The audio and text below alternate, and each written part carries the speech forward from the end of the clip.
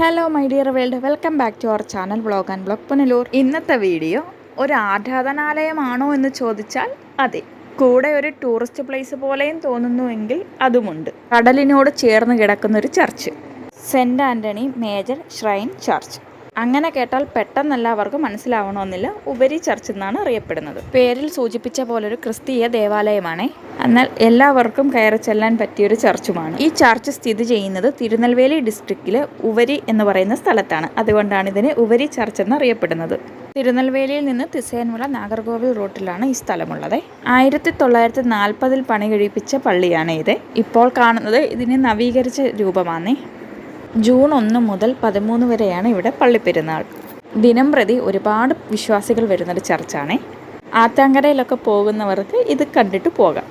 ഇവിടുത്തെ സ്റ്റാച്ചു എന്ന് പറയുന്നത് സെൻറ്റ് ആൻ്റണി ഉണ്ണി യേശുവിനെ എടുത്തുകൊണ്ട് നിൽക്കുന്നതാണ്, ഒറിജിനൽ ആൾത്താറിലുള്ളത്. ഇത് പള്ളിയുടെ മുൻവശമാണ്. കടലിൻ്റെ സൈഡാന്ന് പറഞ്ഞല്ലോ, അതുകൊണ്ട് മണ്ണെല്ലാം കടൽ മണ്ണുകളാണ്. ഇവിടെയൊക്കെ കുറച്ച് നേരമൊക്കെ നിൽക്കാം, നല്ല കാറ്റൊക്കെ ഉണ്ട്. ഒരുപാട് ആൾക്കാർ വരുന്നുണ്ട്. ഞാൻ പറഞ്ഞില്ല, ഇതിനെ കണക്ട് ചെയ്തിട്ട് പല സ്ഥലങ്ങളിൽ പോകാം. ഈ ചർച്ചിൻ്റെ അടുത്ത് തന്നെയാണ് സെൽവമാതാ ചർച്ച് അല്ലെങ്കിൽ കപ്പൽ ചർച്ച് എന്നറിയപ്പെടുന്നൊരു ചർച്ചും ഉണ്ട്. ദാണ്ട് ഇവിടെ ഒരു യേശുവിൻ്റെ വലിയൊരു പെയിൻറ്റിങ് ചെയ്തിട്ടുണ്ട്. തിരുനെൽവേലിയിൽ നിന്ന് 70 കിലോമീറ്ററാണ് ഈ സ്ഥലത്തേക്കുള്ള ദൂരം. ഇന്നത്തെ വിശേഷം ഇത്രയേ ഉള്ളൂ. ടാറ്റാ.